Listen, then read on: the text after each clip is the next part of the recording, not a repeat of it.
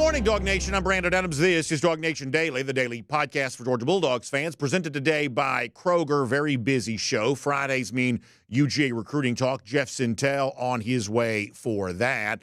Also, we'll continue what's been a little bit of a theme for us, looking at reasons for optimism and hope ahead of the 2025 season and ahead of spring practice, which begins coming up next week. We're going to cover all of that ground.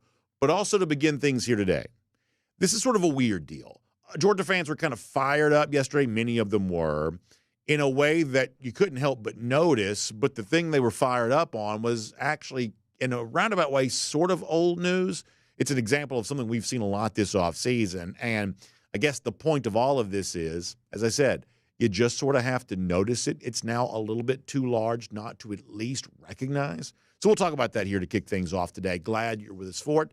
It is DawgNation Daily, the daily podcast for Georgia Bulldogs fans, presented today by Kroger, and it begins right now. Today's episode of DawgNation Daily is brought to you by Kroger, fresh for everyone. Presented by DawgNation.com. This is DawgNation Daily, the daily podcast for Georgia Bulldogs fans.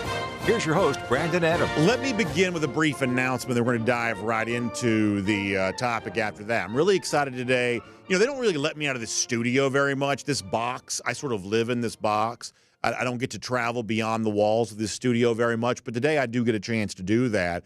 Later on this afternoon, if you happen to be hearing this on a Friday, later on this afternoon from 1 to 3 p.m., I'm going to be with our friends from Pella Window and Door of Georgia at the Atlanta Home Show at the Georgia World Congress Center. So many of you perhaps going to plan on being there for that. It's one of the bigger shows of the year when it comes to that sort of thing. Our friends at Pella, of course, great resource for homeowners.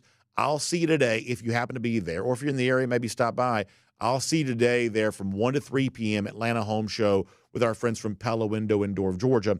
I am very much looking forward to that. We'll see you there for that. My buddy Cody Chafin's going to be on hand with me there too. We're going to do some fun video stuff, things like that. So it's going to be a really good time. Now, to begin the show today, let me start with this. Something you've heard me say before, that the appetite for Georgia football information never really goes down. It is as high in March as it would be in September, October, November. How do you measure that? That if big news were to break today, it would get just as much attention, even in like a March, April, spring situation, as it would in a September, October, November situation. Georgia fans are never, to use double negative, they're never not thinking about Georgia football. They're always interested in Georgia football content, even when the season seems perhaps several months away.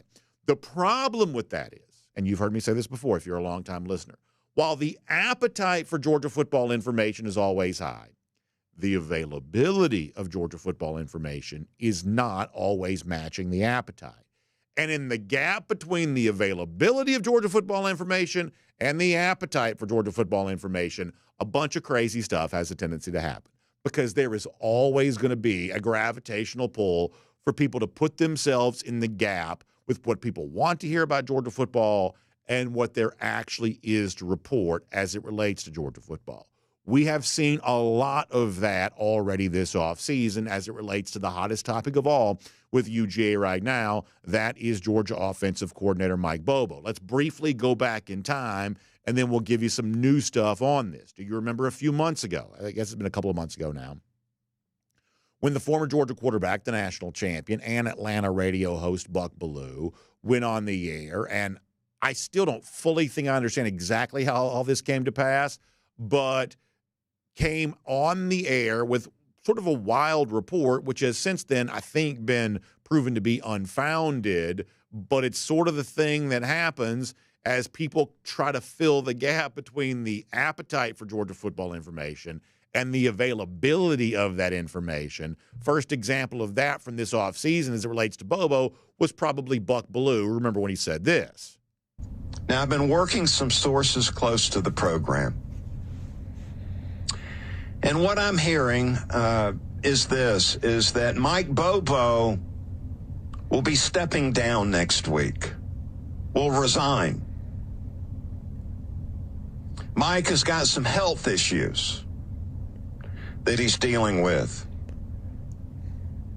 So allegedly, this is what's going on. That we're going to hear next week that Mike Bobo is resigning. Now, that's not the end of the story. Because my sources are telling me that Kirby Smart has already contacted Georgia Tech offensive coordinator Buster Faulkner. And that Buster Faulkner told Kirby Smart that he's not interested in returning to Georgia to be the offensive coordinator. None of that happened. That proved to be untrue, but it is an example of what I said before. An attempt to fill the gap between what we did know about the Georgia football situation related to Bobo and the appetite for people to hear something about it, given what a hot topic it was after some offensive struggles a year ago. Then later on, and I guess as luck would have it, also on 680 The Fan, the SEC Network's Paul Feinbaum, as a guest in an interview spot, became the next this offseason to try to fill that gap with what people wanted to know about and what there actually was to know as it relates to Georgia and its relationship with Mike Bobo, who was growing very unpopular with some Georgia fans. Feinbaum trying to fill that gap with a very hot take. We thought it was ridiculous at the time, but worth hearing it again because of what's out there today. This also from 680 The Fan is Paul Feinbaum. I frankly believe Georgia's problem is at the offensive coordinator's position. I think Kirby Smart, for as great as I believe he is, and I know you guys agree, is being way too loyal to Mike Bobo, and I would get rid of Bobo today. I think that's really that was the frustrating part of last season. I mean, I think you could walk down Peachtree Street and get a better offensive coordinator than Bobo, but I know I sound like a Feinbaum caller now. So, listen, we've said this before, and I don't mean this to be disrespectful. This is just my honest assessment of the truth. I don't believe that Paul Feinbaum, without having the names written down in front of him, would know 5 offensive coordinators in the SEC. I just don't think that's the level of depth of knowledge that he has. He sits there in a studio much like this and takes phone calls. You know, he's not providing a lot of the information himself. So if Feinbaum is saying, you go down Peachtree Street and find a better offensive coordinator than Mike Bobo, if he's saying those types of things, the only reason he's saying that is because he is hearing this very loudly coming from Georgia fans. And as we told you at the time when this news first came out, Feinbaum is essentially taking Georgia fan anger and frustration, repackaging it, and selling it back to those same Georgia fans. That's what he's doing there, and that's probably, to be frank, kind of a lucrative business. That is what Feinbaum is doing in that instance. But that's another example of, hey, there's a gap. Georgia fans want to hear something. There's not much new to report, so therefore we'll fill that gap with erroneous reports or hot takes or whatever else. Well, the latest attempt at this, and frankly, I think the reporting on this is actually pretty good, but I think the way in which the reporting was described by some of the social accounts kind of outside the, the original reporting that tried to amplify this ended up creating a lot of confusion among Georgia fans yesterday. You perhaps saw, somewhere online, social media, whatever else, that Mike Bobo had been signed to a contract extension. And the immediate response to all that is, well, how could Bobo be signing a contract extension after the Georgia offense was as bad as it was the previous year? You either had that reaction or you know someone who maybe had that reaction just based on how some of them, we live in sort of the graphic age where everybody's going to have a graphic for every social media post. And sometimes this kind of creates a little bit of confusion. Sometimes maybe it's intentional confusion. I don't know. But if you trace this back to the original reporting from Mark Wise of the Athens Banner-Herald, I actually think this is worthwhile and pretty interesting. I just think that some of the people who kind of aggregated this probably did so incorrectly. Let me show you Mark Wise here, Athens Banner-Herald, who reported yesterday about the Mike Bobo contract based on an open records request. He writes that Bobo is under contract for 2 more seasons after signing a 1-year contract extension before last season. This is where the confusion came in, where Bobo did sign a contract extension, but it was reported by Mark Weiser yesterday that was signed prior to the 2024 season. He says this was a year that he was a finalist for the Broyles Award as the nation's top assistant. He says his deal, which was not previously reported, now goes through the 2026 season. according to a copy obtained by, once again, the Athens Banner-Herald in an open records request. So Bobo got sort of a per-year raise, about $100,000, and an additional year of, contract status added to his deal that now runs through 2026. So ultimately, a lot of the fan reaction yesterday on this sort of got that wrong. But once again, I got to tell you, I find this to be pretty interesting. And let me explain for a moment why I do. When it comes to whether or not Mike Bobo is a good offensive coordinator or not, the only judgment I can use is whether the plays work. But when a play works or it doesn't work, I've never pretended to be more of a football expert than I am. I've never been able to, try to sit here and pretend to diagnose, well, this time they did this and this time they did that. That's not my lane. I try to stay in my lane. If I'm an expert on anything, though, I am an expert on what fan behavior is like and what fans are saying and what sort of fan narratives become significant. And I do think the outcry about Mike Bobo as Georgia offensive coordinator, even if I don't agree with it, and I've told you before, coming off this past season, I was fine with Mike Bobo not being replaced as Georgia offensive coordinator, if for no other reason than Kirby Smart, as a two-time national championship coach, I believe he's earned the right to do things the way that he wants to do it. That's not the same thing as saying you got to trust Kirby. To be frank, other than my own family, I don't really trust anybody. I've got pretty major trust issues. In fact, every now and then you'll probably hear some of that sort of sprinkle into some of the commentary I provide on other subjects. I'm not telling you should trust Kirby Smart because I don't trust anybody, but I do think you should respect him. And as a two-time national championship coach, I think he's earned enough respect to sort of do his thing his way, and that means, in this case, working with Mike Bobo as offensive coordinator. And I've told you that before. However, I'm also here today to tell you, when you look at the way in which the Buck Bellew thing took off, the Paul Feinbaum thing took off, and now the details of a contract extension from a year ago, which under normal circumstance would be pretty tedious, the way that's also taking off, I think this is getting now loud enough based on my way of sort of measuring this sort of thing. I think this is now getting loud enough that you do have to recognize and you do have to notice it. And to be frank, and if you are one of the people amplifying this sort of negativity around Bobo, you may not realize this. It's not the majority of Georgia fans. It's really not. It's probably not even a plurality of Georgia fans when you also factor in those who really don't have much of an opinion about this one way or another. But it is significant. It's loud enough that if you're online, you're always going to see it and you're always going to notice it. And I do think that creates a little bit of an issue for Georgia football, even if Kirby is steadfast in his belief that he's doing things the right way and those that are criticizing him don't know what they're talking about. And I think what this leads us to is next week when Georgia begins spring practice, I think how Kirby Smart chooses to talk about the Georgia offense will be interesting. And the level of admission he provides that things truly weren't good enough a year ago, I do believe that'll be telling. Sometimes Kirby just chooses not to play along with the narrative. And once again, a coach who's won as much as he's won, you create a lot of capital for yourself when you do that. And sometimes Kirby chooses to use some of that capital to just disregard questions he doesn't want to answer or give an answer that we're not quite so sure that we necessarily buy into. But when when you're on top of the world, you just sort of get to do it your way, and that's sort of the way in which at times he's chosen to do that. And for the most part, fans don't really care about that because they like Kirby Smart so much. But I do think some of the negativity around the Georgia offense is getting loud enough. I think some Georgia fans, if I'm guessing this right, and I'm usually pretty good at this sort of thing, I think some Georgia fans are now ready to hear a little more candor from Kirby Smart than he has perhaps provided in the past. In fact, let's give you the example of that at the end of the Sugar Bowl last year, not just for the loss of the Fighting Irish, but a season in which Georgia, was not great offensively.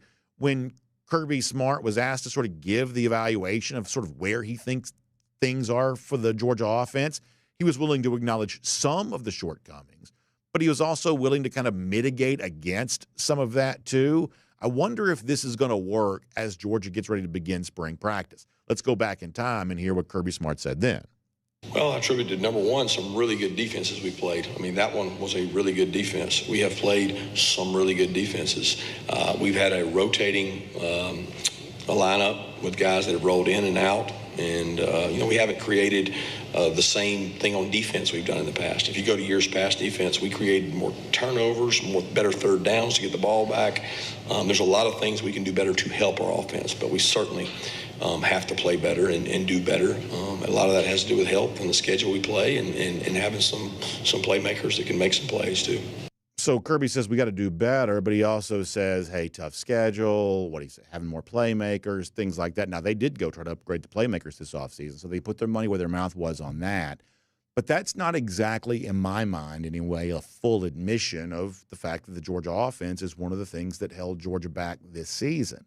As we told you last week, it's so interesting to me how much more candid some of the former Georgia players were in addressing the Georgia offense than Kirby Smart chose to be in that particular clip right there. I mean, think about the NFL scouting combine.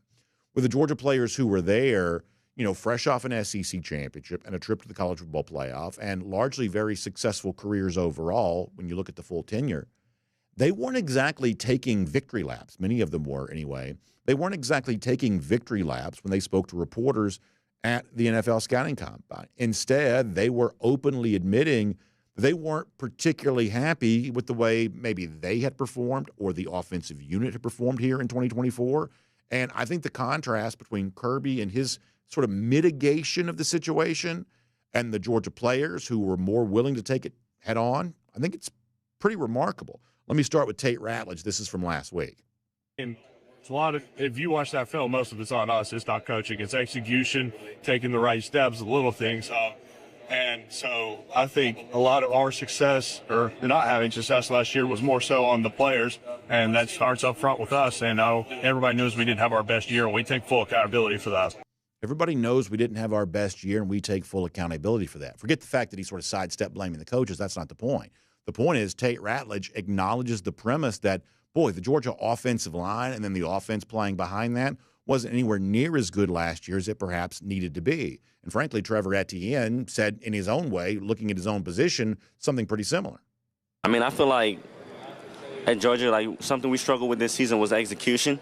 And if you go back and look at a lot of those games, we were trailing at times. So it's kind of hard to run the ball when you kind of need a touchdown desperately. So that's probably like part of the reason, if I had to say like any specific reason. I say definitely, and I'll point the finger at myself. I just feel like this year my eye discipline wasn't the best, on certain runs. It's certain things that I could have done to help in many different ways, which I feel like kind of killed the production of the rain game. And, it's just going back, like I said, about myself, being more consistent. I feel like I could have helped in that aspect. Take two more. Once again, to my ears, it sounds like Etienne's being a lot more candid and I think realistic about what he saw was a Georgia offense that struggled than maybe Kirby Smart to this point has been publicly willing to admit. And it doesn't mean you need to fire Mike Bobo. As I've told you before, I'm fine with Kirby Smart not doing that. But being a little bit more open about what the actual situation was, at least in this past season, 2024, with what people saw with their own eyes, seems like it would make some sense to do that. Let me give you one more here. Dominic Lovett also weighing in on this, kind of from the perspective of his position, which had obviously had some trouble with some drops and things like that. Another former Georgia player, though, at the NFL Scouting Combine, kind of being forced to talk about what went wrong for the Georgia offense this past season. This was Dominic Lovett. I don't really say like nothing really happened. We all human. We all drop balls. I'd probably say it was really just like a focus thing. Probably trying to make a move before you caught the ball or you didn't look it all the way in. The smallest details can have like the biggest impact. So I'd probably say that we just didn't hone in on the small things on certain balls that we dropped as a group. I'm sorry. I just feel like when you listen to Lovett, when you listen to Etienne, when you listen to Ratledge, they are describing a different offense than the one it sounded like that Kirby Smart described at the end of last season, which brings us back to the present tense and what's about to happen next week at Georgia spring practice. Kirby Smart is well within his rights to choose the coaching staff he wants to have. To the victor goes the spoils. When you win as much as Kirby has won, you get to do it your way. At least I believe that you should. You get to pick your own guy. You get to work with people that you're comfortable with. But when there's a lack of success, and on that side of the ball last season, there was a lack of success, I think it's important to speak it out loud, what everybody's seeing with their own eyes. Georgia players had no problem doing that. Kirby Smart has been a little slow. And it should be interesting next week. If he echoes that same sentiment once again, then some of the criticism that's gone towards Bobo might actually start moving in the direction of Smart. Not because Georgia fans are any less favorable in their opinion of Smart. They're just ready to hear something from him a little different than he's been willing to say up to this point. My name's Brandon Adams, and this is DawgNation Daily, the daily podcast for Georgia Bulldogs fans, presented today by Kroger. We are glad you were with us. And how you get to us live on video, 10 a.m. across all platforms, radio, Athens Sports Radio 960 The Ref, podcasts, wherever you find them. I think this weekend is the big weekend where a big change about to take place for our podcast. Boring, you don't care about it. It's tedious, sort of under the hood type stuff. But for all those who are kind of wondering, why in the heck does my Apple Podcast player not show the most recent edition of DawgNation Daily?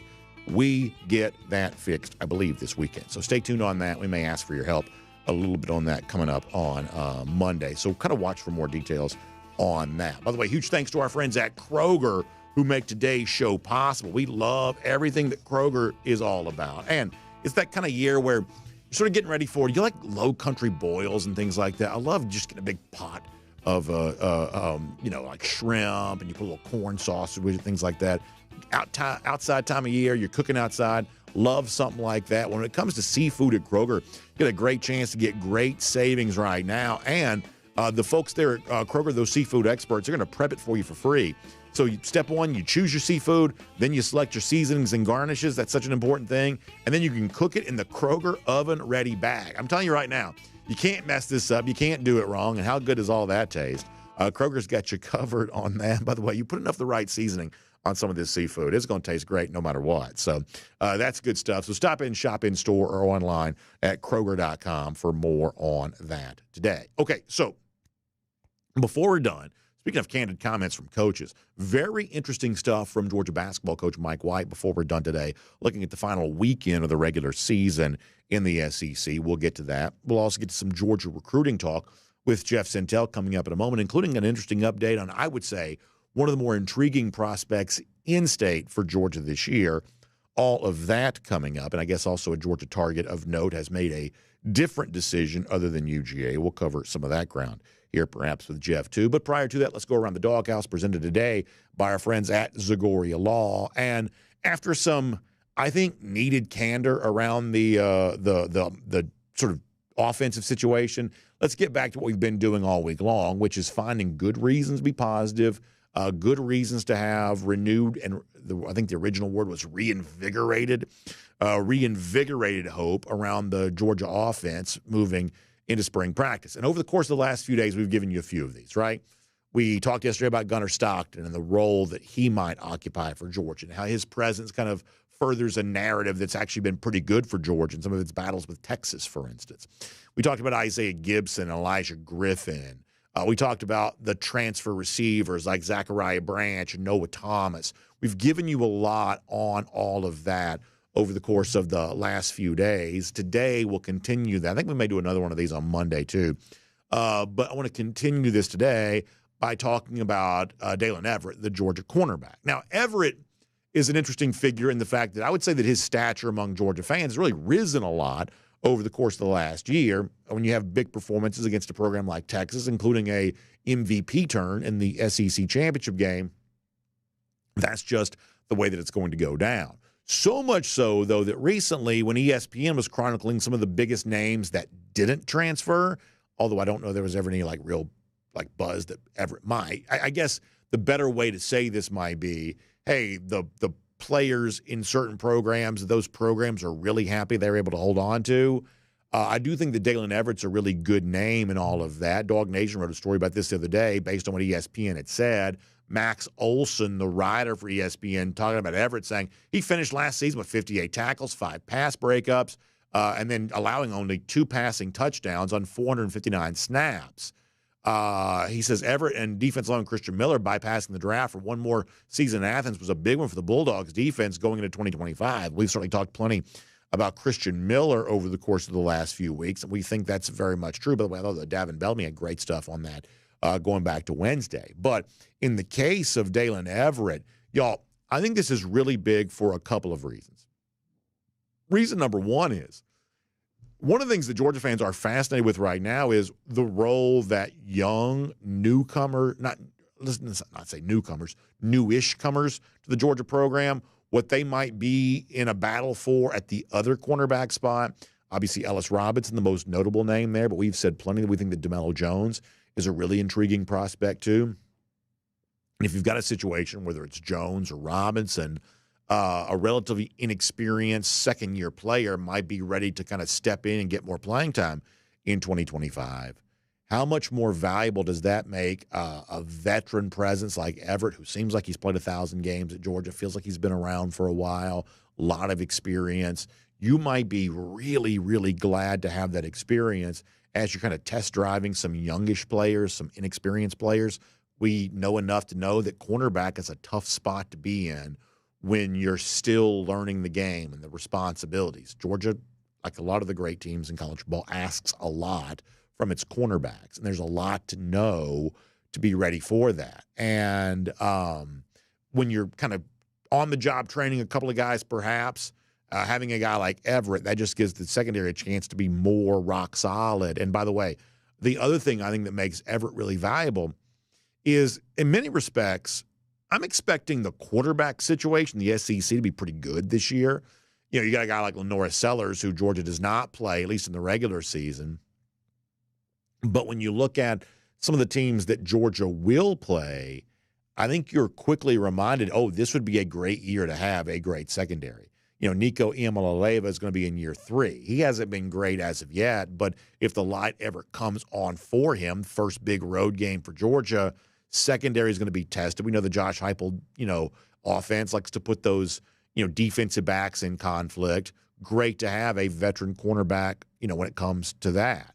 I've said before, if Jackson Arnold ends up being the starting quarterback at Auburn, working with Hugh Freeze, we could see much better play from Arnold than he provided at Oklahoma. That could be an interesting situation. Arch Manning, some people think he's overhyped. I understand where that comes from. It's still a pretty tough quarterback. You've got him coming, into your building, having a strong secondary, so valuable for that. I'll even mention like Austin Simmons for Ole Miss. We're learning right now how good Jackson Dart was as he goes through the pre-draft process. He's really seemingly rising up draft boards. Simmons is a lot less heralded probably right now, but we saw a brief glimpse of him against Georgia last season, and he looked pretty good. So once again, that's a quarterback and an offense that typically features quarterbacks well, where your secondary is going to probably be tested. So when you are thinking about that short list of among the most valuable players in the Georgia roster for this upcoming season, I do think Everett deserves to be on it. And I do think, for a multitude of reasons, there could be plenty of times in 2025 when you're very glad to still have him as a dog. ESPN probably got that one right. And that is Around the Doghouse, presented today by our friends at Zagoria Law, the official dog bite injury lawyers of the Georgia Bulldogs. This is one of those things where you don't really know what this is or maybe give much thought and concern to it until it personally impacts you. And hopefully this never happens to you. But if you're in a park or a neighborhood, something like that, there are stories in the news all the time about dogs that get free, negligent owners, and all of a sudden there's an injury. Oftentimes that's an actual dog bite, which can be right there, very, very serious. All of that really, really tricky and potentially really, really damaging. So if that's your situation where you've been bitten or knocked over, injured by a dog that wasn't yours, an owner that didn't properly care for the dog, I want you to trust our friends at Zagoria Law to fight to get you the proper compensation you deserve. They literally wrote the book on how to win cases such as this. They're the official dog bite injury lawyers of the Georgia Bulldogs. So I want you to reach out to them today. Give them a call, 833-GA-DOG-BITE. That's D-O-G, conventional spelling. 833-GA-DOG-BITE. You can also find them online, ZagoriaLaw.com. That is Z-A-G-O-R-I-A, ZagoriaLaw.com. Zagoria Law brings us Around the Doghouse, but more importantly, they take good care of Georgia fans who've been injured, bitten by a dog, a serious thing, news reports with this sort of stuff all the time. If this happens to you, you're going to want to know the name, Zagoria Law. Glad to have them as a part of Around the Doghouse here today. Also glad to be able to do a little recruiting talk Good stuff coming up right now with Jeff Sentell. Glad to have you here today on DawgNation Daily. From Athens and across the SEC or wherever the recruiting trail may lead, here's a DawgNation.com insider. All right, before I bring on Jeff Sentell, apparently I have made an error that needs to be corrected. I said we're going to be with our friends at Pella Window and Door of Georgia today at the Atlanta Home Show. That is true. Apparently I said the wrong place, though. I just said the wrong thing. It just came out wrong. It's at the Cobb Galleria. So if you're on your way downtown, do me a favor. Hop on 75 and get over to the Cobb Galleria, please. Because that's where I'll be this afternoon, 1 to 3 p.m. Pella Window and Door of Georgia going to be there all weekend. And honestly, I say this all the time, a great way to kind of get your hand on the product, sort of feel what makes it different. Talk to our friend Casty and some of our folks there from Pella. They are great people. It is not where I told you it was going to be, apparently. I may have said the wrong thing. It is going to be at the Cobb Galleria, which is like just right next to Truist Park, right over there. In that particular area. So I'll see you there this afternoon if you happen to be on your way. We'll see you there at the Cobb Galleria for the Atlanta Home Show. All right, with that said, let's get ready to talk some recruiting with Jeff Sentell. And speaking of being at home, Georgia has certainly turned to a lot of in-home, sort of home state prospects in recent recruiting classes. And, Jeff, I would say that one of the more interesting names for me in this class of 2026 is probably Caden Prothro. And the comparison I'll make with Prothro is probably a weird one because it's nowhere near the same position nor body type. But I remember like 2 years ago when DeMello Jones was playing against Prince Avenue Christian in the state championship. I had known that Jones was a good prospect. But when you saw him against a lot of high-level players for Prince Avenue team, they had a lot of guys going to college, I came away from that thinking, oh, gosh, DeMello Jones is even better than I realized, and I have been very happy and excited about him at Georgia ever since then. I think that DeMello is a really intriguing prospect in a competition at cornerback and things like that this season. In fact, we just mentioned that a moment ago.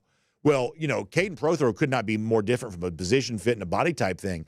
But once again, seeing him for Bowden last year in the state championship, I read about him and heard him, maybe see these little video clips. When you watch more of a full game of his, and those state championships are obviously on television, when you watch more of a full game, I think you come away thinking, gosh, man, this is a player that Georgia really needs to have. We'll talk about the Mark Bowmans of the world. We'll talk about all that other kind of stuff. But Prothro is a really, really intriguing prospect. There's new news with him out this week. We talked about this, I guess, on Monday. I know you've also got a story coming up at DawgNation.com on Prothro. So let's talk here about this, I think, really intriguing prospect in a guy that, having getting a chance to watch him play, I was very impressed with. Brandon, good morning. Man, got some a little bit of traffic news from you this morning. I knew that it would only be a matter of years before I checked that off on our DawgNation daily bingo card. But Prothro is really interesting, Brandon. I got to this point where I looked around this week and I was like, hold up. I hadn't ever really, written a lot of the things I know about Caden Prothro. See him there, Brandon? Here's a sneak peek. I think it's going to get very intriguing, and I'm going to make a prediction and a follow-up here. I think Noah Thomas will have an outstanding season this year for Georgia. He will be one of Georgia's best players at 6'6", outside at the X receiver. And I think that's going to give a lot of folks a little bitty teaser trailer about, hey, Caden Prothro can be that guy too. Brandon, Caden Prothro is willing to be that guy. Some really cool stuff about his story. He's a three-sport athlete, Brandon. When do we see three-sport athletes anymore? Not much. He's actually football, 56 catches, 1,200 yards, I believe, 18 touchdowns last year, 20 yards per catch. He's good for about 21 and 17. That's a pretty nice number on the basketball court, Brandon.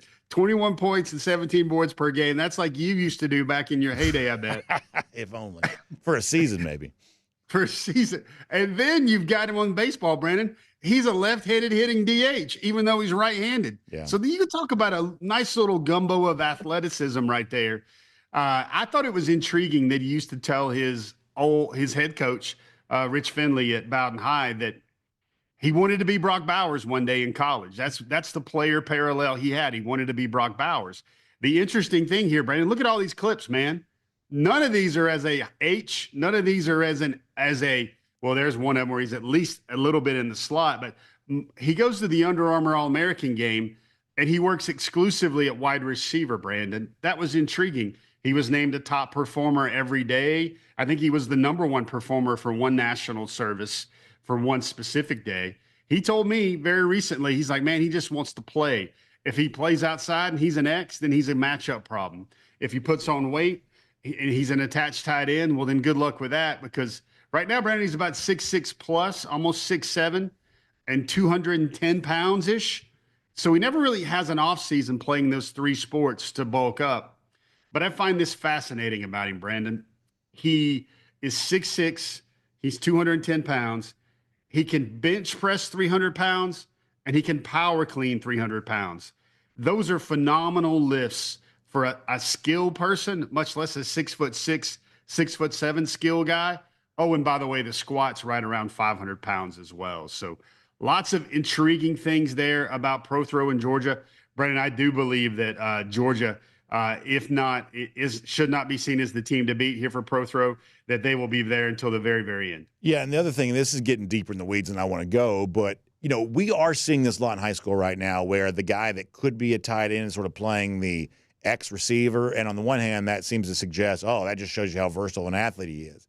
But on the other hand, honesty compels me to admit, that's becoming a little bit of an easy button for high school, because these oftentimes much smaller defensive backs who are not going to be playing in college, they just can't guard these big guys at the X position. And, you know, these sort of high school life offenses sort of designed to get the ball over there to the X. And so I don't know how the college scouts are going to handle that evaluation, because that's becoming a very big staple, I would say, of a lot of high school offenses, where you take the college, what I would think of as a tight end prospect, you put him at the X receiver, and the size just becomes impossible to cover. It sort of feels, and I'm not saying that Prothro couldn't be receiver in college, but we are seeing more of this right now in the high school level, where the good would-be tight end is sort of unstoppable at receiver because the size of the players who are trying to stop him, and the fact that Georgia high school quarterbacks are just getting more accurate. Yeah. But and I think as long as you don't use the term lumbering to describe your tight end, then I think that can work, putting him at the X receiver. I think it's fascinating when you think about it, Brendan. For example, the thought tree, the thought bubbles there with Prothro. FSU, for example, considers him as a wide receiver only. Georgia, I think it could be very interesting because, but let's be frank, Brendan, it's almost an obscene amount of riches at the tight end spot. But this is the same narrative that Georgia's going to try and do a little bit with Elias Williams too. Like they could have an assembly line of number one pick type X receivers potentially blossom at Georgia. You've got Elias Williams. You've got potentially the signing of Caden Prothro. Same type of skill set, same type of things they can do. And you're going to look at Georgia to find a way where, okay, Ethan Barbour, Brandon, the people I talk to that know things, I like your phrase there a lot. The information I have is that Ethan Barbour is going to be a very, very bad man sooner rather than later at the University of Georgia. And you start thinking about those future tight end rooms at Georgia, and you got to find a way to get the ball to all these guys and get all these guys on the field. And if you can shuffle Elias Williams over there, and maybe you can get Caden Prothro freelancing or moonlighting at both positions, you're really going to have something there. I mean, Brandon, there is a future Georgia offense where you would have C.J. Wiley, Talon Taylor, Landon Roldan, Ethan Barbour, Elias Williams on the field, and you're just going to be like, good luck, man. They could have Bozo the Clown as offensive coordinator. They're going to make some plays. The other thing I like about the Prothro news, we talked about this once again, a few days ago, the fact that his official visit to Georgia comes up now in 2 weeks, basically. I think the signal here is, that the 2026 recruiting cycle, we're in it now. Post signing day in December, you're kind of in that sort of no man's land for a while. February is a dead period now. You're not getting a ton of recruiting news then. We know that June's become, no pun intended, kind of a hot time for recruiting.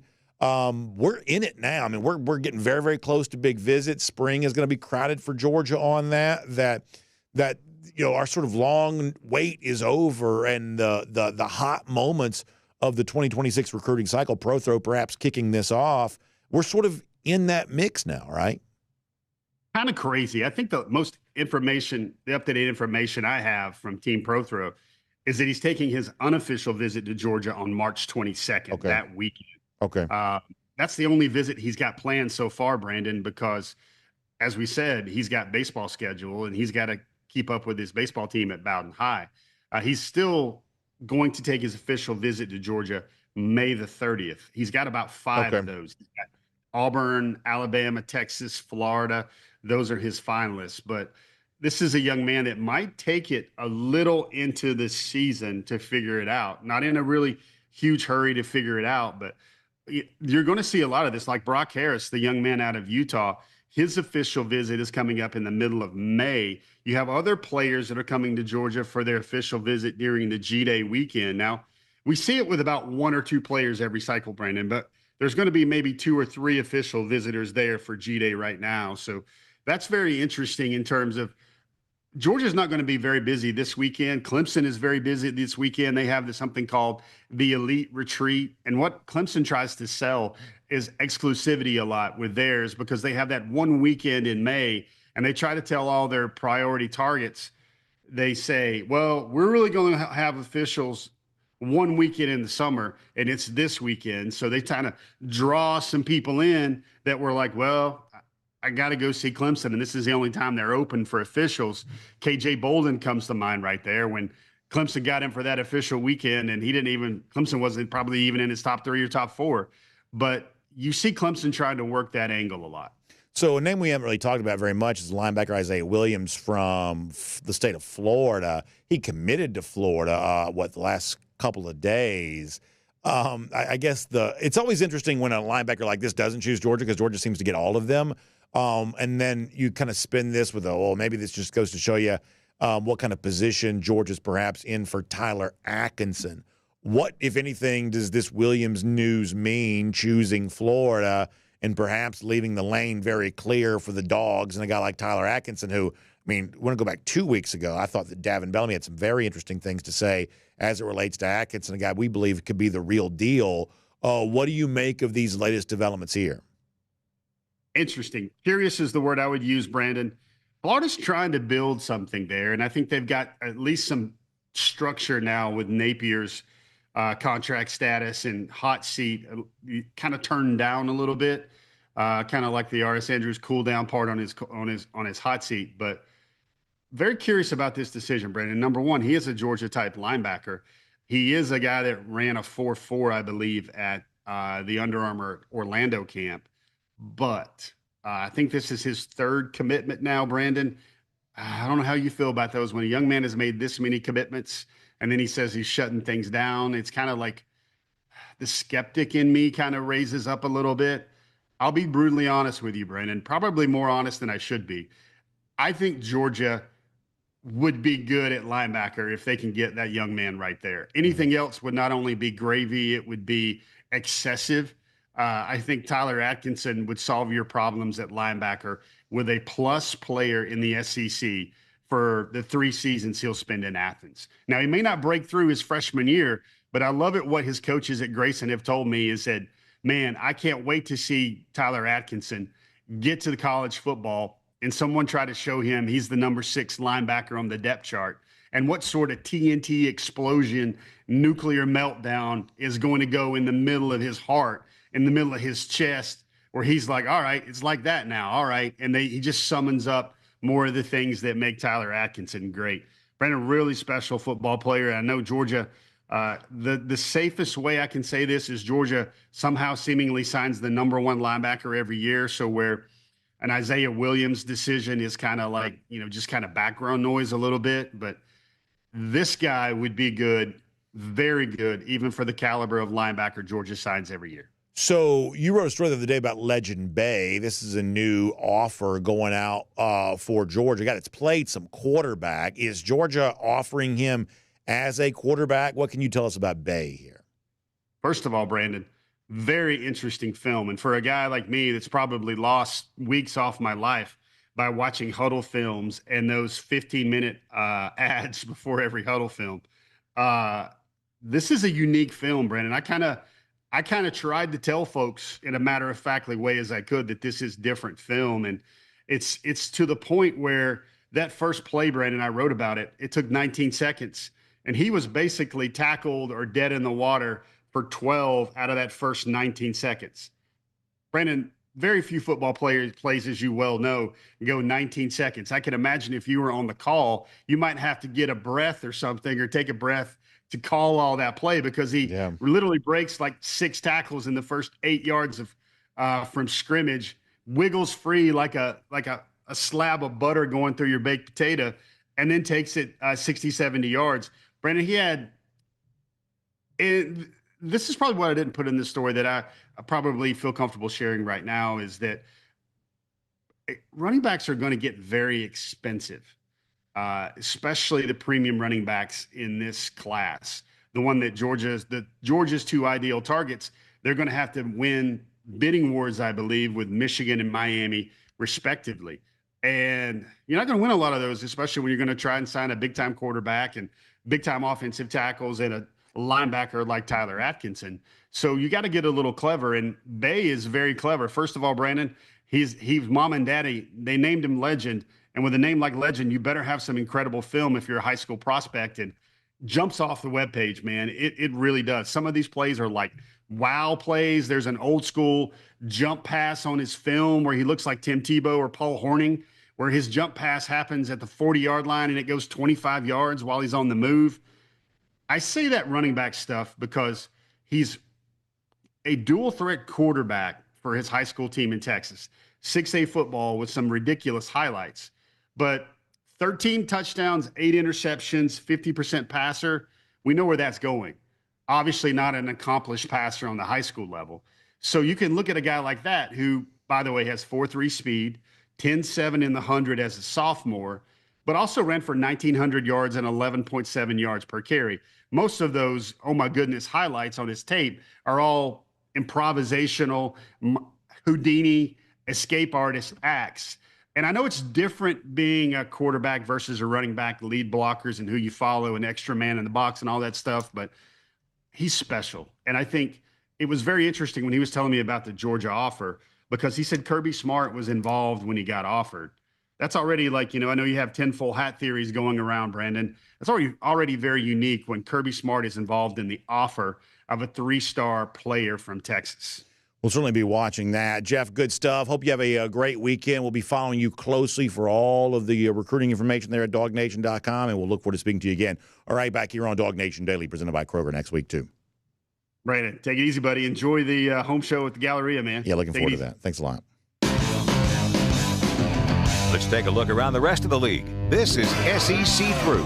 Cobb Galleria, that's exactly right. Right next to Truist Park, right over there. So see you there this afternoon with our friends from Pella Window and Door of Georgia. I'll also see you in April. That's now, we're just slightly over a month away from our DawgNation cruise.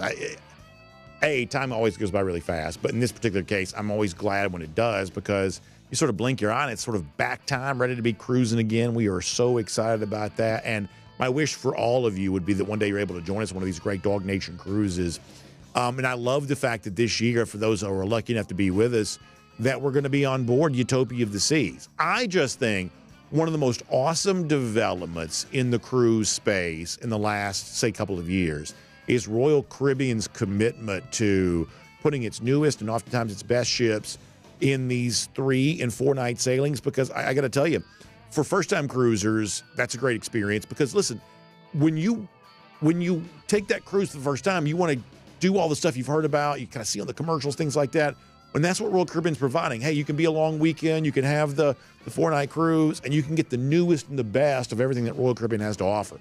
And, every year with our DawgNation cruise, we like to up the ante for what we're showing to people. And this year to be able to say, on the newest Royal Caribbean cruise ship of them all, you get a chance to be a part of our DawgNation cruise. And then on the other side of that, speaking of new ships, we'll be talking about Star of the Seas and the debut of that. What a fun summer it's going to be with Royal Caribbean. So Jessica Slater's an awesome travel agent. She doesn't work for Royal Caribbean. She works with Royal Caribbean.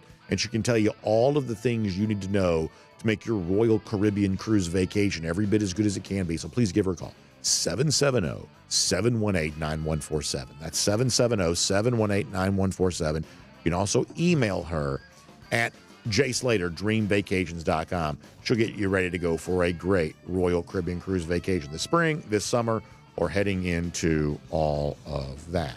All right, so we got SEC spring practice sort of beginning all over the place, and I think what you see is sort of various levels of panic is the wrong word, but certainly concern at various places. Now, we talked at the top of the program, Georgia fans a little bit frustrated with the nature of the offense. That's getting loud enough that you have to pay attention to it.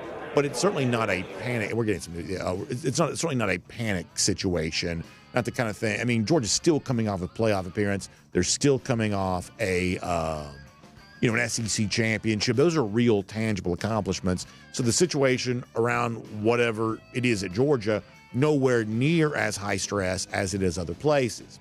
Let's chronicle a couple of those here for a moment, starting with Alabama as a for instance on that. Alabama beat Georgia head-to-head last year, but Alabama did not make the college football playoff. They were not there for that.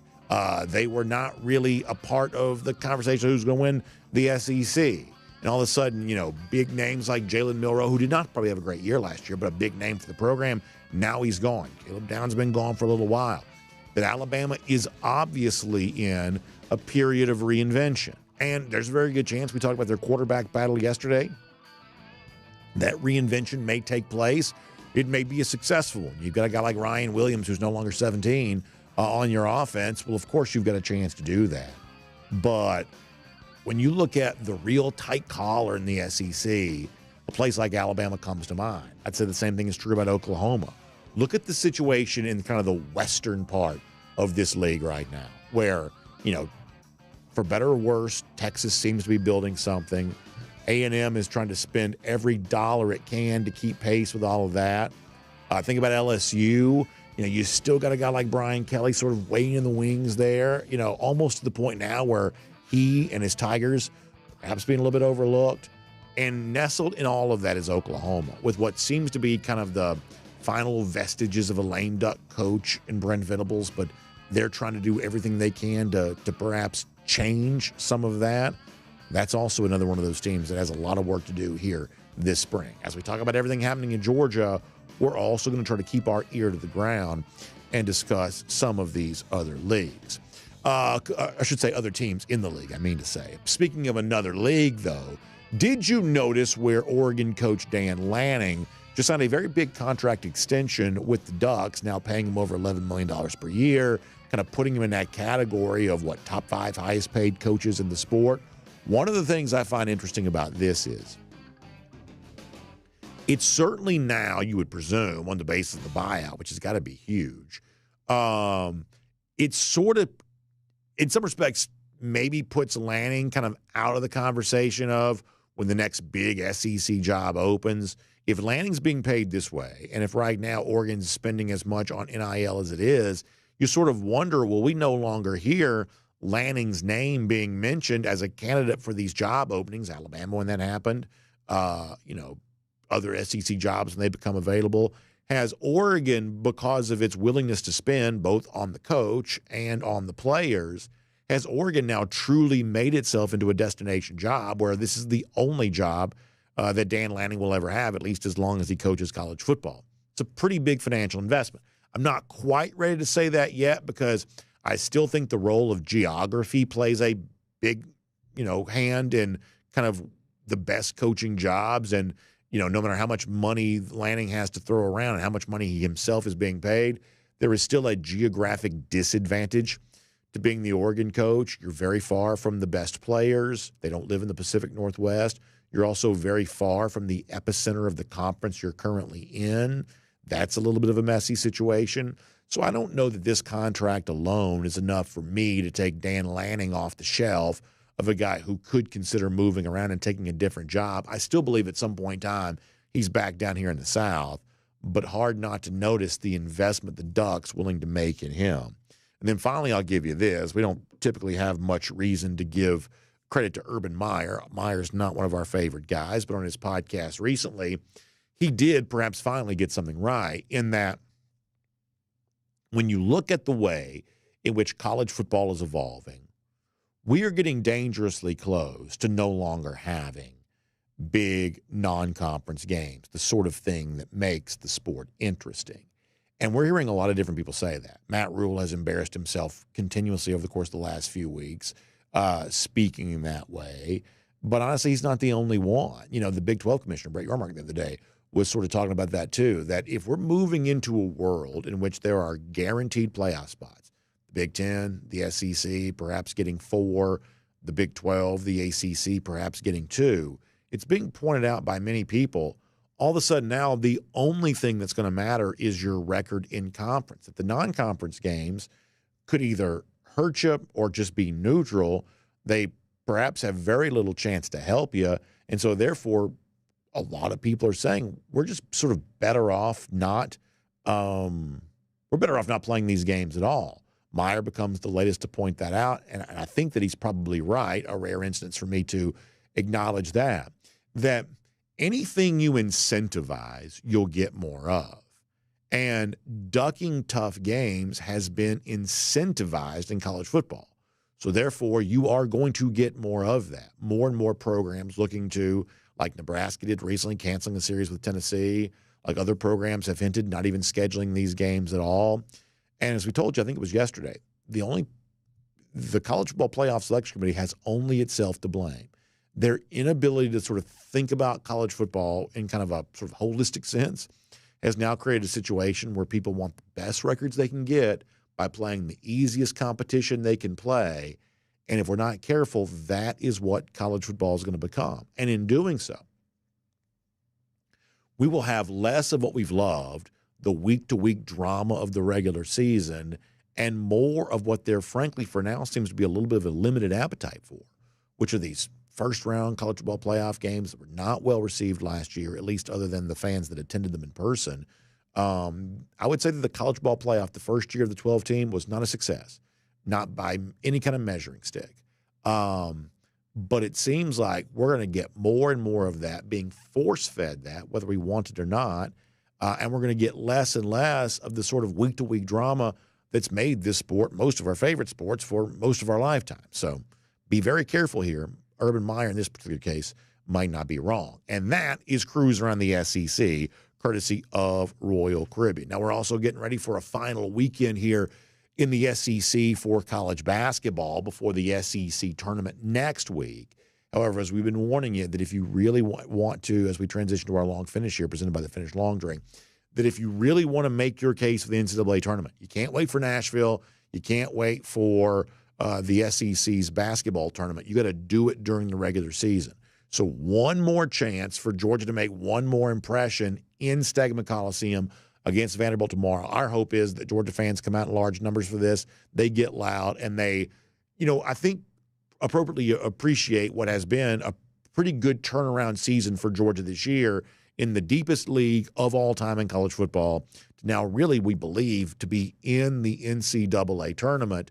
To have that be the case, the Georgia team deserves to be well received in its home finale tomorrow against Vanderbilt, and I trust that Georgia fans will do that. Now, as a part of our long finish presented by the Finish Long Drink, I also want to highlight here something that basketball coach Mike White said this week when the subject comes up of, hey, good start to the season and then a long stretch where, to be frank, Georgia was playing some bad basketball. Some of it against good teams, but bad basketball nonetheless, losing, I think, 9 of 11 at one point in time. Mike White kind of talked about a little bit of that roller coaster of going through the dip to only kind of climb back now and win 3 straight in commendable fashion, by the way. The reaction to all of that and the stress that some Georgia fans were feeling when the wins were hard to come by, all of this was not lost on Mike White. This is what he said about that earlier this week. You know what, Mike, I got to say this, and I can't bite my tongue. I don't read a lot of that stuff, and I don't listen to a lot of it, but some of it finds its way to you. And to say, what's wrong with Georgia? They've lost 9 out of 11. I don't think that's the appropriate question. I mean, where's, the context, the narrative? We lost 9 games to 9 really, really good teams. I mean, I want to say we've played more top 25 teams than anybody in the country. We've played more top 10 teams than anybody in the country. If that hasn't changed, I know that was a stat a few days ago. Mike just walked out the room. But it's not like we lost 9 games. I want to say we were the underdog in maybe all 9. So we're thankful we won the other 2. I mean, it's the best league in the history of college basketball. So to be frank, Georgia was not an underdog in all 9 of those games, which sort of speaks to, I think, an important truth here. Now, a lot of what White is saying there is accurate, but, it's also fair to point out that while this is the deepest league of all time, Georgia was this year supposed to be in the NCAA tournament, no matter how deep the SEC was. They have a, future first-round pick in Asa Newell. They have a lot of sought-after transfers. White himself is a well-paid coach. He is not Norman Dale at Hickory High School. This is a team that's supposed to be in the NCAA tournament. The fact that they are there is commendable because it's been a very rigorous schedule, an incredibly tough league. But this is not a miracle performance to be in the NCAA tournament. This is what you're supposed to do. Nonetheless, White went on to talk, though, about this particular issue and the fact that Georgia, to its credit, has rebounded so well after what was kind of an uncomfortable losing streak for a while. So it's not, when you hear what's wrong with Georgia, and I tried to tell our guys that in different words and in different ways, the negative noise, it doesn't, let's just keep getting better. A lot of teams would have lost to the team we just lost to. Let's get better today. Let's focus on the next one. And we played a couple teams that are really good, really close. And think about the position we'd be sitting in if you were able to get one of those Auburn games or at Arkansas or Mississippi State at home, but those teams are really good. So it's not like Georgia was favored by 15 in 4 games that they lost and they just didn't show up. That's not who this team is. I think our record doesn't indicate how competitive we are. And I'll say that for the rest of this league as well. I mean, South Carolina beat Clemson. South Carolina is really good. They're just like us. They're playing in the best league in the history of college basketball.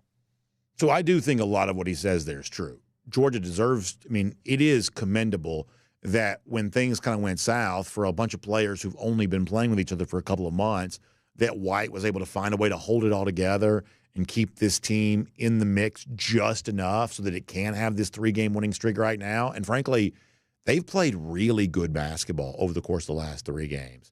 To beat number 3 and then follow that up with 2 straight road wins, what he calls kind of quad 1 wins on the basis of the NET, and in the case of Texas, a tournament team, like when or at least a presumed tournament team, when you do what they've done with a chance to punctuate that with another home win against Vanderbilt on Saturday, that really is a big deal. And as we've been saying, based on the way they've played as of late, maybe this is also a team that you not only look to see make the tournament, but perhaps win a game once it gets there. I think in that respect, it's been enjoyable these last couple of weeks. And for a lot of Georgia fans who've craved a return to March Madness for the first time since 2015, coming up in a couple of weeks, they may get their wish on that. Let me also mention this. As far as the rest of the weekend's concerned, final weekend of the regular season, Arkansas hosts Mississippi State. That's sort of a game with bubble implications for Arkansas, not for Mississippi State. Mississippi State did lose to another bubble team, Texas, earlier this week in its home gym. Now they'll go to Bud Walton on Saturday. Kentucky, Missouri, pretty good game. No real tournament implications there, I don't believe. Tennessee hosts South Carolina.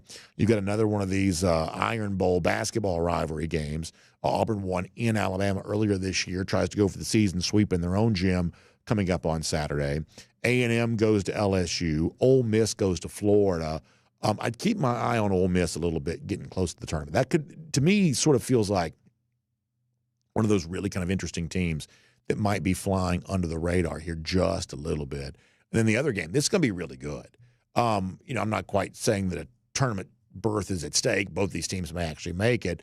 But Oklahoma plays Texas. That's a fun one. That's perhaps that might be, just given the postseason implications, that may be the biggest game in the SEC on Saturday. So a lot going on with that. We'll call that our long finish here, presented by the Finish Long Drink. So if you're getting ready to watch some round ball here this weekend, or hanging out watching the Diamond Dogs, whatever you got going on, you want to pack yourself a cooler full of the Finish Long Drink wherever you're going and make that experience even better. It's great this time of year. We're kind of coming up on some warm weather, being outside. I don't know. To me, the Finish Long Drink just tastes great outside. It's one of the reasons why golfers love it so much. It's super popular every golf course you're ever going to go to, whether it's the peach-flavored version, the Long Drink Zero, that's no carbs, no sugar, the cranberry. My wife loves that. The blue can, which is the traditional citrus, the grapefruit flavor, the gin kick. Our Kaylee Manziel, she loves that. Long drink strong, 8.5% alcohol by volume. I know a bunch of y'all love that. Either way, there's a long drink variety for you out there today. So find out more about this online, thelongdrink.com. You can learn about the story, the ready-to-drink cocktail, the mixed drink that you don't have to mix yourself. It comes ready for you to drink. Delicious flavor, dominating that category of beverage from a flavor standpoint. Also, how does it get from Finland to America to now Georgia? And how come it's such a big part of Dog Nation? The celebrity investors who've made that true. All of that really fun to get the backstory on that, thelongdrink.com for more on that. Make sure you check that out today. So let me try to say this without screwing it up. Not always an easy thing for me to do. Golden Shoe going out today as a reminder that shortly after our show comes to a conclusion, which is basically right now, I'm going to be at the Cobb Galleria. Whatever I said earlier, don't listen to that. Now, the truth is, I've always known it's Cobb Galleria. I just sort of said the wrong thing because sometimes I am wont to do that. For the Atlanta Home Show today, our friends from Pella Window and Door of Georgia are going to be there. We're going to be there too. Cody Chafin's going to be with me. We're going to be giving away some stuff, hanging out, saying hello to you, but also checking out those gorgeous windows and doors from our friends at Pella Window and Door. So we'll see you there for that. We'll give a golden shoe to us for being there today. Cobb Galleria, one more time. I want to make sure I say that. I'll see you there from 1 to 3 p.m. this afternoon. Lousy Stinking Gators, we'll see them in Jacksonville later on this fall.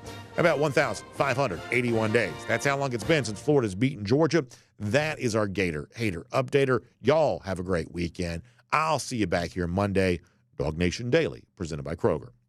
And on video time now for the R.S. Andrews Cool Down. R.S. Andrews, the one you turn to for your air conditioning, heating, plumbing, electric needs. They show up on time, do the work that's promised, for the price that's promised. You can trust all of that today. So we're going to be quick today because we do have to get over to the Cobb Galleria.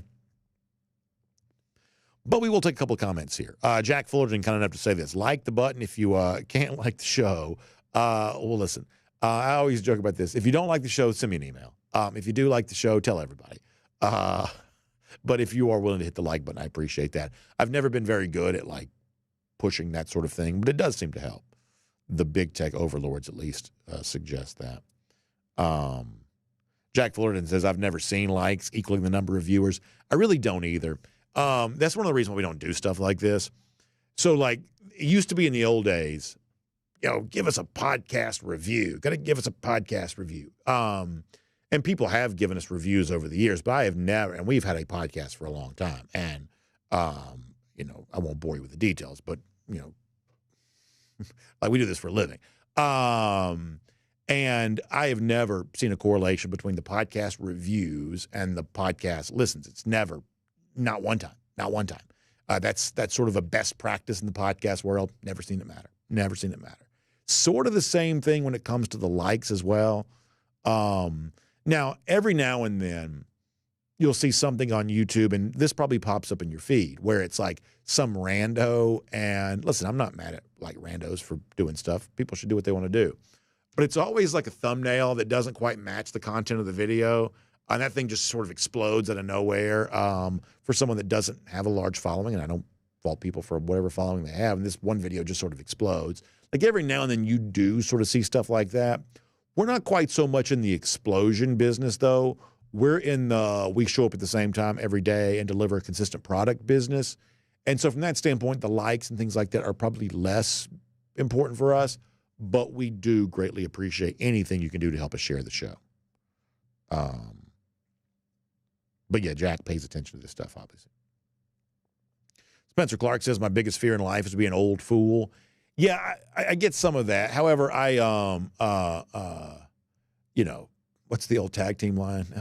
An old fool who's so cool or something like that from the Whoop There It Is song. I don't know. I do think one of the cool things about getting older, I don't think of myself as old, but I'm clearly older than I used to be. We all are. One of the things that I do appreciate now is I don't even pretend to like stuff I don't like. If I don't like it, I don't pretend to like it, never mention it. I'm not against it. I'm just not a participant in it. There's all kinds of stuff like that in life where that ain't my thing. And I don't care how cool it is to other people. I'm just not involved. just not involved. And the peace of mind required to just sort of not be involved in stuff you don't want to mess with, so great. Oh my gosh, so great, so great. Just love it, just love it. And frankly, sometimes I am into what the cool kids are into, and if I'm on that, I kind of enjoy a little bit of a rare experience to sort of be in the know on something that maybe cool people also like. But when I am not, and I did not used to be this way. I'm telling you, when I was younger, I was a tryhard, like a lot of young people are, I reckon. But it feels good not to have to try so hard anymore. It really, really does. Chef Jay Bowen says, I'm excited for spring practice. Can't wait to see Kirby and the players. You better believe that is true. DN Sample says, we don't like DawgNation. We love DawgNation. I appreciate that, DN. Thank you very much. Thank you very much. JC on the subject of possible running back injuries. One of the interesting things we should perhaps hear from Kirby Smart next week is a little bit of an update on guys like, say, Branson Robinson, Roderick Robinson, kind of where all that stands.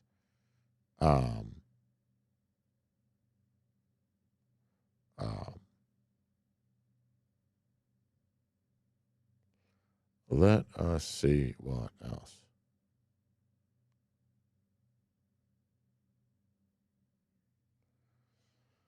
What else is going on here? Oh, how about this? So Albert Murphy says he's also from Oakwood and says, love to have a conversation sometime, talk about growing up at Oakwood, Blackshear Place, Lake Lanier. He says, one question, are you kin to Clabus Adams?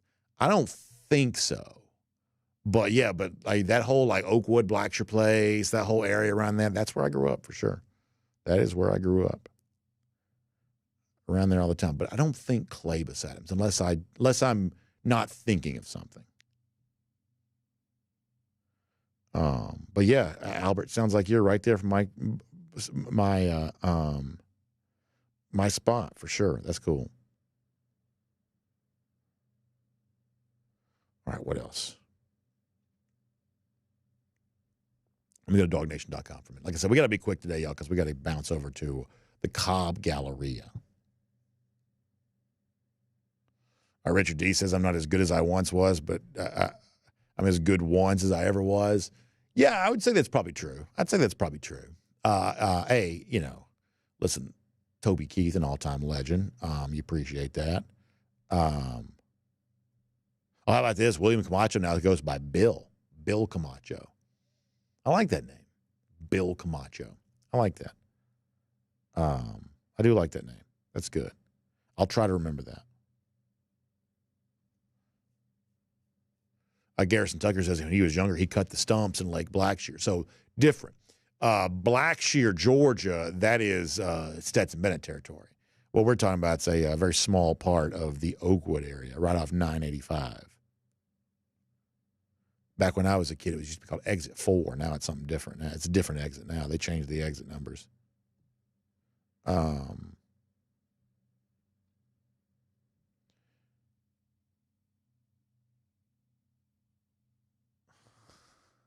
Let's see what else.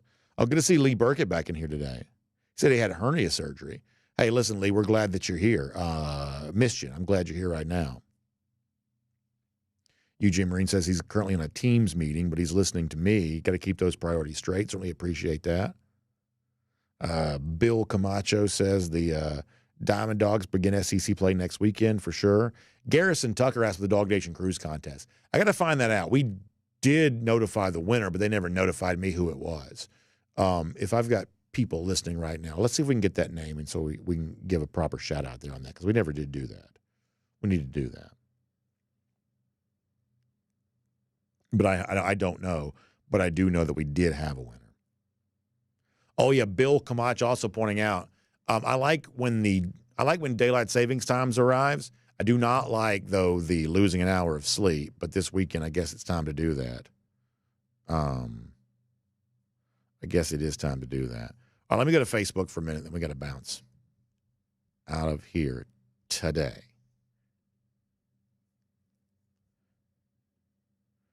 All right, on the Facebook side of things, let's see how people are doing.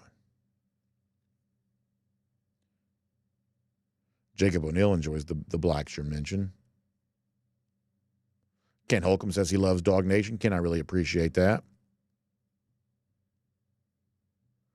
Let's see what else. Jacob O'Neill also remarking about the fact that Mr. Camacho has now made the switch over to DawgNation.com. That's shocking. Ramona Tucker. How about that? So Ramona Tucker, I'm being told, won the Dog Nation cruise. So there you go. Ramona Tucker. Congratulations to Ramona on that. I don't know Ramona, but I'm very, very happy for her. Bill Sanders, Ulysses Dunning's criticizing me for not getting to Facebook in time. I apologize for that. I did start on Facebook yesterday, though, for what it's worth. Kirk Schultz says, watching Dog Nation every day helps my heart. Spending time every day with all of you helps my longing to go home to Georgia. I miss my home bigly, but y'all make my morning so much better. Well, that's so nice. Kirk, I really appreciate that. Thank you very much. Very, very kind. Thank you very much. Thank you very much. Very kind.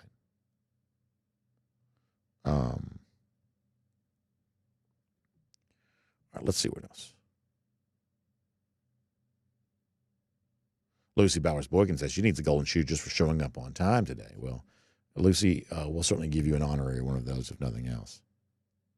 Brian Whitaker, thanks for the kind words. Appreciate that. Johnny Prescott wondering if our buddy Bill Camacho got a better NIL deal to go to DawgNation.com. Perhaps that's the case. Who knows? Perhaps that is the case. That is one of the more shocking turns of events we've seen, for sure.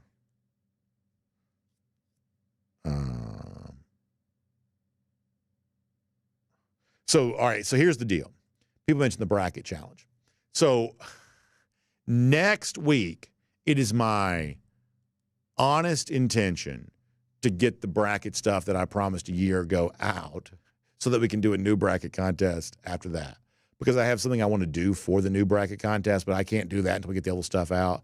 I told you at the time this was going to be the most disorganized bracket contest of all time. It was not a sanctioned Dog Nation event. But it is my heartfelt intention to do that for you next week. So we'll see if we're able to get that done. We shall see. Jay Shipe says his birthday is coming Sunday. He says losing an hour's sleep better than next morning hangover. Yeah, I reckon that's the case. There's no telling how much Jay Shipes gets down for his birthday. Only one can imagine that. All right, we got to go for now. Y'all check out our RS Andrews online, and we'll do more comments on Monday. We just got to get ready to go. I don't know if you heard this or not, but we're going to be at the Cobb Galleria here coming up in just a little bit if you're in the Atlanta area. The point is, we will look forward to talking to you Monday, and we are very, very grateful to our friends at RS Andrews who make the RS Andrews Cool Down possible. So find them online, rsandrews.com, for your air conditioning, heating, plumbing, and electric needs. They show up on time, do the work that's promised for the price that's promised. You can trust them on all of that, including, honestly, it's still been pretty cold at night. I sleep with a fan on, so like it gets pretty cold. And I'm just sort of noticing, boy, it's still cold at night here. That means if your heating system's not quite working, you got a little bit more time to think about that. Or your air conditioning unit getting ready for the spring. Either way, the RS stands for rapid service. You need a fresh tune-up. You need kind of a sort of new life out of the old unit. RS Andrews, boom. They're responding just like that. You can find them online today, rsandrews.com. You'll have a great day. We're back Monday.